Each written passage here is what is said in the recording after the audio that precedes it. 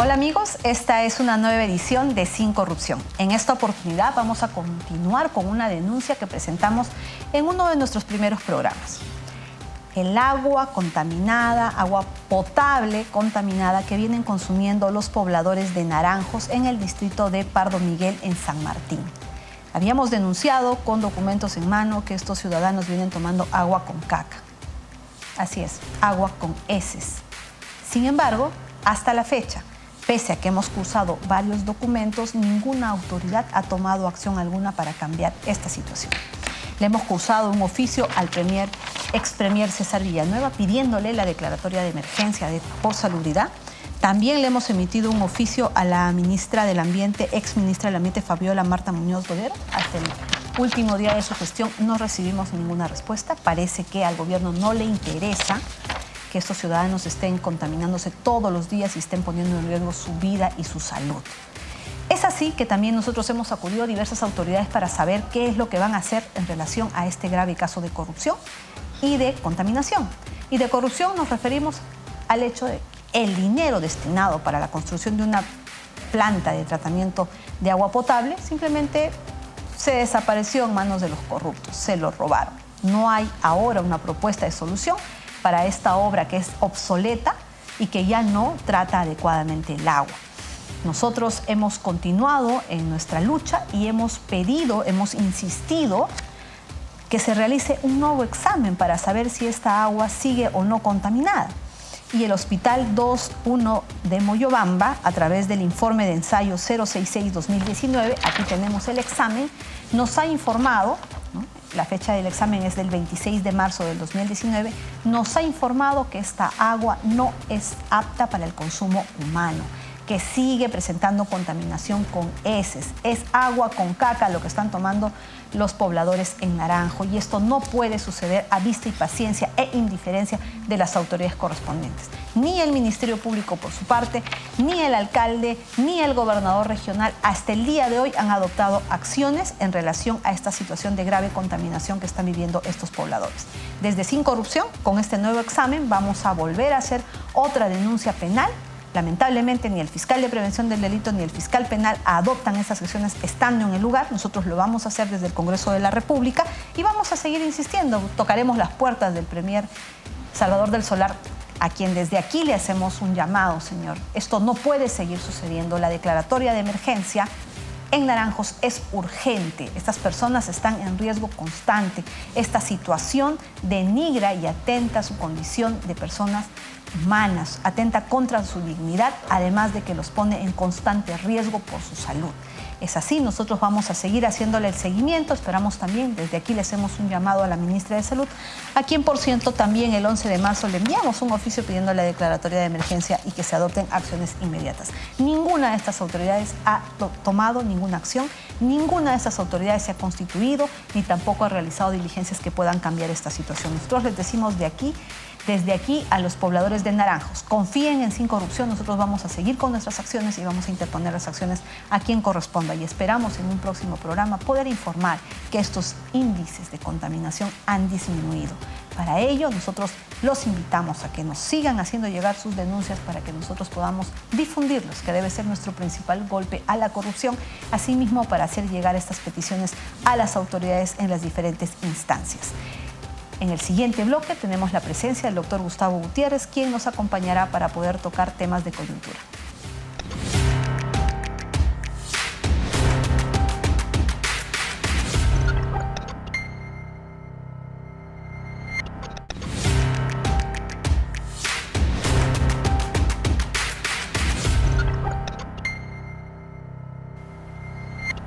En esta oportunidad nos acompaña en estudios el doctor Gustavo Gutiérrez, abogado constitucionalista. Bienvenido a nuestro programa, doctor. Muchas gracias, encantado de estar en el programa Congresista del Catumo.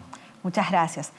Doctor Gutiérrez, últimamente se han dado ciertos hechos que merecen ser analizados y saber a profundidad si es que se están vulnerando derechos constitucionales, derechos fundamentales en relación a la información que se habría consignado en los textos escolares que más bien tendrían una orientación pornográfica separándose de un verdadero objetivo, de una orientación sexual que debería existir de acuerdo a la edad de cada niño en las instituciones educativas. ¿Qué nos puede decir?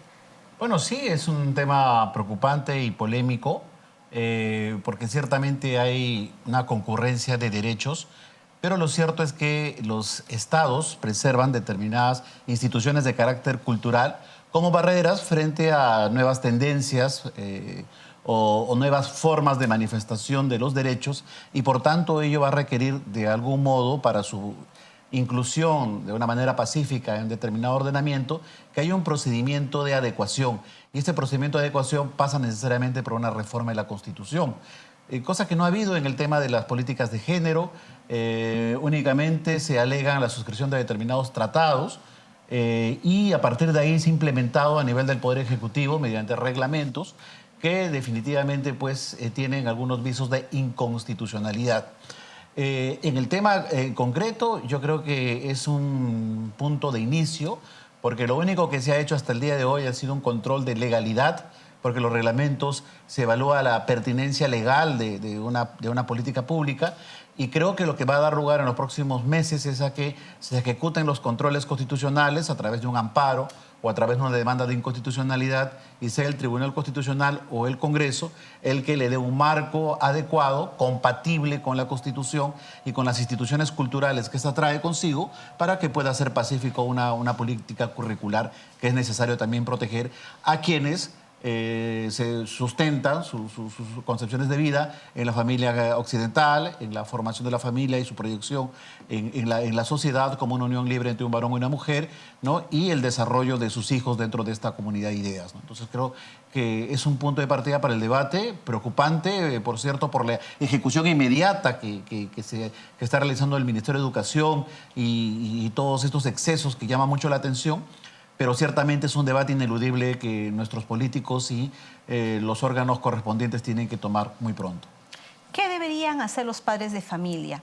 Sabemos que ahora que la ministra de Educación, Flor Pablo, ha reconocido como errores imperdonables la consignación de estos datos, de esta información no acorde para los niños por la forma en la que estaría planteado, muchos los llaman con un contenido pornográfico. ¿Qué es lo que deberían hacer los padres de familia en estas condiciones? La etapa escolar o el año escolar ya empezó, estos textos han sido distribuidos. ¿Qué es lo que finalmente ellos pueden hacer para proteger a sus hijos respecto a esta falta de control o tal vez esta consignación intencional de esta información que finalmente daña ciertos derechos o colisionan con ciertos derechos en relación a los menores de edad, como es la indemnidad sexual? Sí, correcto. Yo creo que es preocupante, yo creo que es grave. De algún modo hay una responsabilidad de tipo administrativa y responsabilidad política. Yo creo que la ministra actual y el ministro anterior tienen que ser interpelados, de algún modo tienen que rendir cuentas de qué es lo que ha pasado en este caso, porque así se busca implementar una política de género. Este tipo de cosas son un exceso, son censurables, son pornográficos, por tanto tiene que haber una responsabilidad política de por medio. Y esa es una tarea que le corresponde a los políticos, pero en lo que se refiere a los padres de familia como ciudadanos, tienen las herramientas de las garantías constitucionales y por tanto, como te digo, creo que pueden plantear un proceso de amparo a efectos de que se inaplique este tipo de posturas curriculares y no se enseñen en los colegios donde los padres de familia pueden a bien organizarse, ¿no? Entonces tienen esa herramienta como un mecanismo de defensa de los valores constitucionales. ¿Qué derechos estarían afectando en relación a los niños? Un poco para que nuestros televidentes puedan entender, la norma actual establece que los menores de edad no tienen libertad sexual, sino tienen indemnidad sexual, que quiere decir que estas personas, al no tener el desarrollo psicológico, físico y emocional para poder decidir por la vida sexual, ellos deben ser protegidos por las autoridades, por las instituciones. En este caso, con este contenido pornográfico, ¿qué derechos están afectando en relación a los niños y adolescentes? Bueno, en realidad lo que sería en todo caso es una apertura esencialmente para el consentimiento sexual de manera absoluta, porque si es que un menor de edad de 12 o 13 años o acepta mantener relaciones sexuales, tendría que ser exento de cualquier tipo de responsabilidad con el paso del tiempo, ¿no? Hoy en día no, hoy en día se entiende que si es que hay unas relaciones así sean consentidas con menores de edad, estas son criminalizadas y son sancionables penalmente, ¿no? Digo que esto abriría la puerta porque definitivamente creo que va a ser como una perspectiva para que en el futuro no haya límites de edad. Y en consecuencia eso podría ser muy nocivo. Y por otro lado, también el derecho a la salud mental, el derecho al desarrollo de la libre personalidad, en vista de que los menores de edad no están formados para poder asumir una relación sexual y por tanto esto podría generar una serie de inconsistencias en la formación de un menor de cara a su adultez. En consecuencia, hay no solamente la concurrencia de derechos, ¿no? Sino como te digo, en la Constitución está taxativamente establecido que el programa constitucional y político protege un modelo de organización social que se llama familia. Y la familia no solamente, repito, es la vida en común de un hombre y una mujer, sino también está basado en el desarrollo y en la garantía de una libre formación de los menores, ¿no? Dentro del marco de los valores que cada sociedad tiene. En este caso, nuestra sociedad, repito, tiene valores occidentales y por tanto esto tiene que preservarse. Yo creo que, como te reiteraba, creo que si bien hay un permanente avance en ampliar y reconocer la diversidad, por ejemplo, sexual, esta puede ser admisible siempre en cuando no afecte el interés de tutela de los menores que están formados sobre los valores mayoritarios.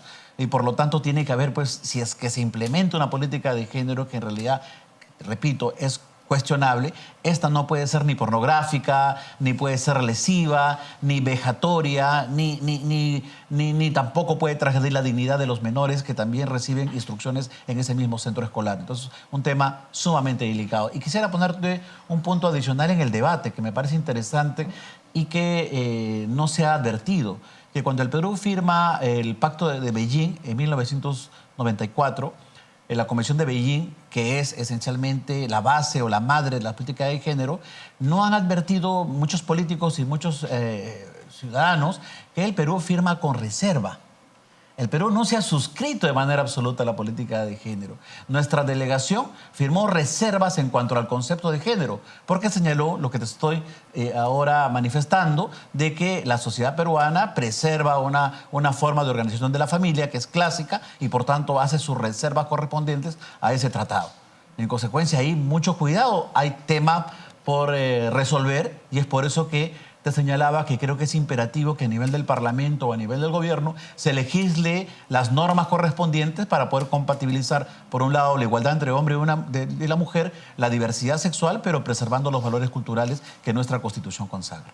Sabemos que existen personas que pueden estar a favor o en contra de la ideología de género, pero un caso diferente es este que se ha descubierto en relación a los textos escolares, porque se entiende que hay todo un procedimiento no solamente de elaboración, sino de control. Y lo que vemos es que adicionalmente a los mensajes directos que se ponen, ¿no?, inapropiados en relación a la orientación sexual, se ve que se consignan también links en el Internet y la pregunta es, ¿cómo es que se ha acudido a este tipo de consignaciones? ¿Acaso no existe un control? ¿Acaso ameritaría que el Ministerio Público inicie acciones o indagaciones preliminares a efectos de identificar qué es lo que ha sucedido en la elaboración de estos textos de manera concreta? Sí, yo creo que es gravísimo, que hay una responsabilidad jurídica, como te digo, que va desde lo administrativo, funcional y probablemente penal, como una responsabilidad política. En otro país ya el ministro estaría en el Congreso por su mutuo propio, es decir, no esperaría una interpelación o en todo caso estaría poniendo su carta de renuncia ante el presidente de la República, porque el tema es muy grave, o sea, no es inadmisible cualquier tipo de... ¿Debería renunciar la ministra Por supuesto, yo creo que en cualquier país que se precie democrático, un ministro inmediatamente renuncia. Los ministros en los regímenes presidencialistas son secretarios de Estado y lo que tienen que hacer es tener una vocación de proteger al presidente de la República. Y para que no llegue el desprestigio del presidente de la República, el ministro de Educación, al cometer tremendo error censurable por la mayoría de la población, tendría que dar un paso al costado de manera inmediata. Entonces no lo hace, entonces creo que lo que corresponde es el pedido de interpelación y eventualmente, si es que no hay una satisfacción en lo que ha pasado, la censura que corresponde, ¿no? Y en el ámbito penal, las acciones que se tuvieran que iniciar. En el ámbito penal, me imagino que la Fiscalía de Familia tendrá que tomar inmediatamente acciones porque hay una noticia criminal usted congresista es una experta en materia procesal penal, entonces inmediatamente tendrá que constituirse a los almacenes del Ministerio de Educación e inmovilizar cualquier tipo de material que linde con la pornografía, ¿no? O lesione la dignidad de los menores y de las familias que finalmente... Lo que propiamente debería hacerse es ahora identificar no solo una responsabilidad política, sino una responsabilidad administrativa y penal que identifique a los responsables de estos actos, porque no entendemos dónde estuvieron los funcionarios del Ministerio de Educación, dónde estuvieron los funcionarios que son los responsables de hacer una revisión minuciosa de estos textos escolares, incluso con el agravante que en relación a la ideología del género sabemos que la resolución que emite el Poder Judicial que le abre las puertas es de hace pocos días y ya estos textos habrían sido impresos con esta información, pese a que todavía no tenían una decisión pendiente ante el Poder Judicial. Sí, yo creo que los jueces penales, conozco algunos, entiendo de que discrepo ciertamente de la decisión, pero lo que han advertido o que han permitido es que las propuestas de ampliar el concepto de familia y el desarrollo de los menores se permita reconocer el derecho a la diversidad, pero no pues este tipo de formas o expresiones gráficas que definitivamente no están consentidas. O sea, definitivamente esto es un exceso y tiene que dar lugar a todo tipo de responsabilidad a fin de garantizar, repito, un ordenamiento pacífico y una garantía de la familia y de los menores. Porque se ha hecho evidente, doctor Gustavo Gutiérrez, que en esta lucha por querer implementar la ideología de género se están colisionando con derechos fundamentales. Uno de ellos es pues el derecho a la protección que debe tener el menor y sobre todo este derecho a la indemnidad sexual. Bueno, es un tema... ¿En qué momento se dejó de lado asimismo el interés superior del niño? Claro, es un tema... ¿A quién le interesa que un niño, que un adolescente tenga acceso o conocimiento de este tipo de información que incluso ni siquiera es guiada, sino que lo remite a un link y que es el menor sin ningún tipo de orientación ni acompañamiento, lo puede revisar y qué es lo que finalmente aprende o mal aprende o qué es lo que finalmente tiene un buen resultado en su desarrollo? Lo que te decía, tenemos que reconocer que este es un movimiento de avanzada muy importante que ha impregnado todo el continente, replicando lo que ha sucedido en Europa. No solamente tienes el tema de las políticas de género a nivel de la diversidad sexual en los menores, sino también el matrimonio homosexual, ¿no? Que ciertamente puede ser un acto de reconocimiento a la igualdad y no discriminación, pero el matrimonio también es una institución cultural. El matrimonio no es propiamente un derecho humano, ¿no? O sea, mucha gente piensa que los tratados internacionales únicamente consagran derechos cuando también consagran instituciones de carácter cultural. La propiedad es una institución cultural. La propiedad no existe per se. Por eso es que hay personas que no tienen terrenos, no tienen propiedad, ¿no? Los comuneros tienen propiedad o derechos especiales sobre su comunidad que nosotros no tenemos. Igual también el matrimonio es una institución cultural. Se proyecta sobre la base de la unión de un hombre y una mujer. Igual la familia, igual el desarrollo de un menor. Entonces, estas instituciones tienen que protegerse. Yo creo que hay una suerte de orfandad de parte de nuestra clase política, de nuestra clase intelectual, que definitivamente se ha dejado subyugar por aquellos que apuestan por entre comillas, igualdad entre hombre y mujer, pero lo que postulan por debajo es una política de género donde finalmente la diversidad sea absoluta y no haya ningún tipo de control. Y eso es inadmisible, el Estado tiene que prepararse y la comunidad también para poder defender sus instituciones. Esa es la salida. En un Estado democrático se deberían respetar los derechos de todos. Sí, claro, y las instituciones culturales también, porque el matrimonio es una institución cultural, porque es verdad que hay parejas homosexuales y hay que darles un marco legal, hay que darles su registro para que puedan ejercer sus derechos, pero hay instituciones culturales que nosotros como una sociedad finalmente las aprimamos o consideramos que así debe ser una prohibición de la vida en comunidad y tienen que respetarse. De lo contrario, modificamos la Constitución. O sea, si queremos ir a una política como la que se está planteando, con la igualdad de género, el matrimonio paritario, etcétera, lo que tenemos que hacer es modificar la cultura y para eso tiene que haber una reforma constitucional, porque un juez tiene un poder limitado, como también un político. Quien tiene la posibilidad de poder cambiar la cultura es el pueblo a través de una asamblea constituyente. Es decir, se están dando o se están pretendiendo dar todos estos cambios sin que primero se modifique la Constitución. Correcto, que es lo que son actos de insubordinación ideológica. Son mini golpistas de un sistema donde lo que debe primar es la Constitución. Y la Constitución, repito, usted revise la Constitución, tiene un conjunto de instituciones culturales que son las que emergen de nuestra sociedad, de nuestro modelo, y por tanto tienen que respetarse aquí, en Alemania, en Francia o en España. Entonces tienen que respetarse y sobre la base de eso se puede legislar o se puede modificar o se puede implementar políticas también para las minorías.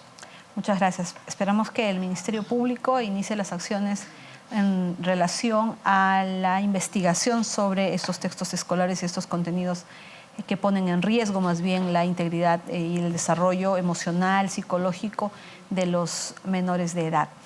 Por otro lado, doctor Gutiérrez, en el Congreso de la República se ha aprobado una norma muy importante de la cual usted ha sido vocero también en relación a lo que ocurre en el Ministerio Público y lo que ocurre en el Poder Judicial en el ámbito del control. Sabemos que el control interno ha fracasado en el país y más bien ha sido cómplice de los actos de corrupción más graves.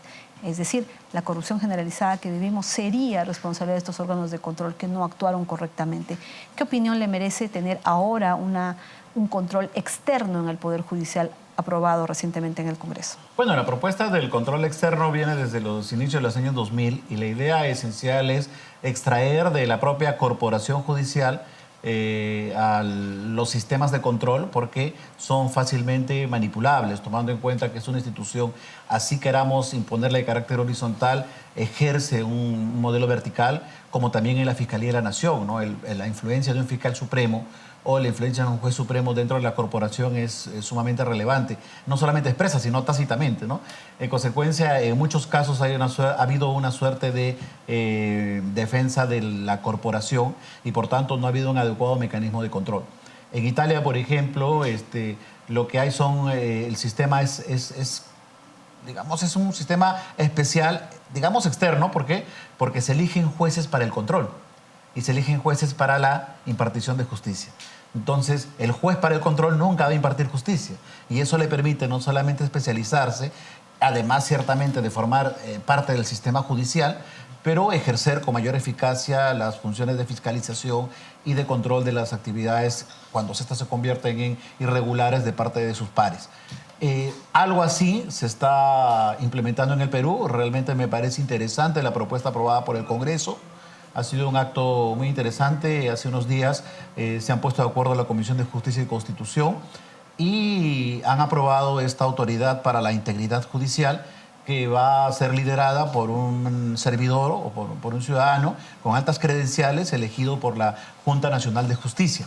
Entonces, a partir de ahora, nuestro modelo de control sí va a hacer un cambio radical, porque ya no va a estar dentro del sistema judicial o fiscal, va a estar fuera y va a tener un sistema dual, por un lado la Junta Nacional de Justicia y por otro lado la Autoridad para la Integridad y Control, que tienen que trabajar articuladamente. Me parece que es un aspecto sustancial en el proceso de reforma, pero estamos recién en la base. Creo que es importante ejecutar un conjunto de medidas legislativas, pero sin duda esta parte sí es esperanzadora, ¿no? Y acá se ha demostrado, como siempre lo hemos manifestado, el deber de colaboración institucional, porque el gobierno, si bien ha tenido la iniciativa de presentar esta propuesta, el Parlamento ha respondido adecuadamente y ha aprobado esta norma. Entonces, creo que esa es la única manera de ir a un proceso de reforma en cualquier parte del Estado. El consenso, el diálogo, y para poder arribar a este tipo de reformas que son necesarias para el desarrollo del país.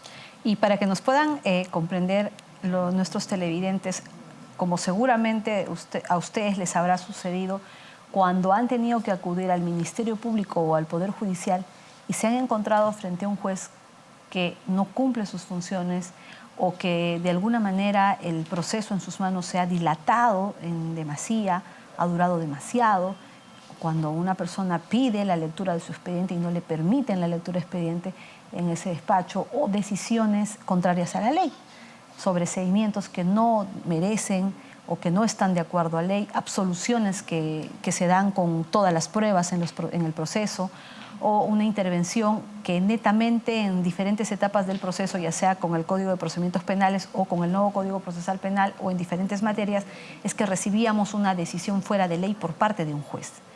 ¿Qué ha sucedido? Que durante todos estos años ha existido una oficina de control de la magistratura en el Poder Judicial. Es decir, otro grupo de jueces que se han dedicado a investigar a estos jueces que hacían de manera inadecuada o que no cumplían su labor.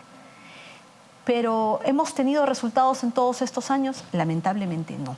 Y una de las razones, doctor Gustavo Gutiérrez, y se lo comparto, sería que el 80% de las quejas que llegaban a la OCMA eran declarados improcedentes de plano, que quiere decir que ni siquiera eran producto de una apertura. Es decir, era un órgano que existía que se negaba a investigar. Pues optaba por archivar todo sin siquiera hacer un análisis que permita una indagación previa. Eso se acabó. Lo que ahora va a suceder con esta nueva autoridad es que este control va a ser externo. Ya no van a ser los mismos jueces que se conocen, que trabajan ahí, que lamentablemente no daban un resultado porque estas quejas seguían generándose, la insatisfacción de los ciudadanos, este perjuicio con decisiones cuestionables y muchas veces que ameritaban al pago de una coima, perjudicaban al ciudadano. Hoy eso ha cambiado. ¿Qué es lo que debería esperar el ciudadano para notar ese cambio? ¿Qué es lo que el ciudadano, cómo debe proceder el ciudadano ahora si encuentra o se encuentra frente a un juez que esté cometiendo alguna irregularidad, que esté cometiendo algún delito en el ejercicio de sus funciones frente a un caso que ellos estén llevando a cabo en el Poder Judicial? Bueno, fíjate, la reforma es sistémica. Yo, si bien como te manifestaba, abrigo una esperanza, yo creo que esto no va a funcionar si es que no se adecúan los instrumentos de gestión de manera coordinada y sistemática. Mira, nuestro Consejo Nacional de Magistratura, hasta antes de su fenecimiento, no podía sancionar a los pedidos de destitución o los pedidos de sanción contra jueces de primera y segunda instancia. ¿Por qué? Porque la destitución resultaba una medida grave y por tanto podían, medida desproporcional, pero si había infracción y podían aplicarle una medida de suspensión o de amonestación, pero el CNM no tenía competencias para ello y por lo tanto devolvía el expediente y se acabó. Impunidad. En consecuencia, mucho tiene que ver estos sistemas, es como los vasos comunicantes, son como las venitas que recorren todo el cuerpo, ¿no? O sea, tenemos ya el muñeco, pero nos falta el relleno. En consecuencia, aquí tenemos que trabajar mucho. Por eso te decía de que esto es un proceso de largo aliento, es un proceso sistémico. Que amerita todavía. Que amerita todavía, porque así como está, es un muñequito. De más modificaciones. Correcto, que finalmente definitivamente den un resultado ni completo. La Junta Nacional de Justicia ni la autoridad van a funcionar adecuadamente si es que no se articulan todo este conjunto de disposiciones complementarias que son necesarias. Eso no se hizo con el CNM, el legislador fue mezquino, no hubo una ley orgánica del Poder Judicial nunca, no hubo una ley orgánica del Ministerio tampoco, la Procuraduría, que realmente debiera tener una competencia centralizada para evitar que cada ministro contrate a su procurador y solamente vea los intereses que a ellos en determinado momento les importan, no los intereses del sector y del Estado, perdiendo miles de soles en arbitrajes truchos, en litigios pasivos, etcétera. Falta todo ese nivel de articulación. Si no articulamos todo el proceso de cambio del sistema de justicia, esto va a ser un fracaso. Por eso te decía, creo que es una buena señal, pero hay muchísima tarea por hacer al respecto. Pero finalmente, ¿qué deben saber los ciudadanos ahora que debe pasar en las diferentes cortes superiores a nivel nacional? Al menos hay la esperanza de que hoy en día lo que va a haber es un liderazgo externo, un liderazgo fuera del sistema judicial, que esperamos que al menos, como dices tú, admitan las quejas y les den trámite, ¿no? Y eventualmente, pues, si es que no les dan trámite correspondiente, activar los procesos jurisdiccionales que correspondan. Pero ciertamente es una esperanza, ¿no? Es una esperanza de poder llegar con nuevos vientos a que un ciudadano no contaminado con el sistema no vamos a quitar contaminado, sino no involucrado, no siendo parte del sistema, puede tener mayor independencia para poder perseguir. Claro, porque a jueces estos magistrados que integrarían esta autoridad autónoma de control del Poder Judicial, lo que harían es tener una línea de carrera, de especialidad. Sí. Que no es que ocupen el día de hoy el cargo de un juez contralor y que mañana pasen a un juzgado penal o un juzgado civil. Eso ya tendríamos jueces que estén dedicados y por especialidad. Sí, es verdad, eso es importante. Eso es muy importante, garantizar una autonomía en el control y eso creo que hoy en día ya es una realidad, pero repito, los instrumentos de gestión van a ser sumamente interesantes. El ciudadano, en todo caso, aquí tiene una labor de veeduría muy importante para exigir que esto se materialice de manera integral. Entonces, para que quede claro, sí, usted tiene un proceso a nivel del Poder Judicial y observa este tipo de irregularidades que lo perjudican, porque hoy en día todo tiene plazos, todo debe ser tramitado con celeridad procesal. Si existen resoluciones que van contra la norma, si existen procesos que se están archivando con todas las pruebas, ahora usted debe saber que puede acudir a una autoridad diferente, ya no en el mismo Poder Judicial, sino esta autoridad autónoma para poder interponer su queja, donde deberían actuar de manera inmediata. donde esperamos también que ya no sea pues la regla los archivamientos o las improcedencias de plano, sino que permitan más bien las indagaciones para poder identificar actos de corrupción Llama la o atención el irregularidades. sistema judicial, porque la regla no es la, como tú dices, la regla no es el rechazo de plano de la improcedencia, la regla es la admisión. Inclusive este Poder Judicial actual declara improcedente los habeas corpus, es decir, es inadmisible. El habeas corpus es el proceso judicial más importante porque en esos casos, por ejemplo, ya van a poder asistir, en cualquier caso. En cualquier caso, porque a veces hay dilación de plazos, hasta inclusive una notificación. Para correr traslado de una demanda se demoran 4 o 5 meses. Eso ya es una suerte de dilación procesal que amerita un grado de responsabilidad. Por tanto, ahí el órgano para la integridad tendría que ejecutar de manera inmediata una sanción en el legajo, que se archive en el legajo del juez correspondiente, y eso sea evaluado en los 7 años por la Junta Nacional de Justicia. Pero tiene que haber, como te digo, procedimientos inmediatos, porque si se demora 4 meses no hay justificación. Con los sueldos que hoy en día ganan los jueces, que son dignos y son respetables, no tiene ningún tipo de justificación para no resolver en los plazos que correspondan. Muy bien, doctor. Esperemos también que esta gran transformación venga acompañada con la campaña de difusión para que llegue el ciudadano y esté bien enterado cómo debe proceder para interponer una queja, o en los próximos días que se apruebe la autoridad autónoma en el Ministerio Público también puede interponer una denuncia en el ejercicio de las funciones. Agradecemos mucho su presencia y toda esta explicación tan simple que nos ha realizado. Muchas gracias. Gracias. Queridos televidentes, este tipo de temas son fundamentales en esta lucha contra la corrupción, de forma tal que lo que debemos hacer es defender nuestros derechos. Si vemos que un juez está actuando de manera irregular, está cometiendo un delito, está afirmando hechos que son falsos, está desconociendo pruebas, ahora vamos a tener este nuevo órgano de integridad del Poder Judicial, que es un órgano de control externo, de donde deberían actuar de manera rápida, eficiente y dejar de lado esa forma de actuar, de archivar todos los procesos, de no permitir siquiera que se investiguen. Nosotros vamos a estar atentos, vamos a difundir también las funciones de este nuevo órgano, vamos a viajar por todo el país para conocer cómo es que este cambio está repercutiendo en la vida diaria de aquellas personas que tengan que seguir procesos judiciales. La idea es luchar contra la corrupción, la idea es tener un país sin corrupción, y el órgano judicial tiene un rol fundamental porque administra justicia en todos aquellos procesos que llegan ante su conocimiento. Los esperamos en una siguiente edición. Hemos llegado al final de este programa.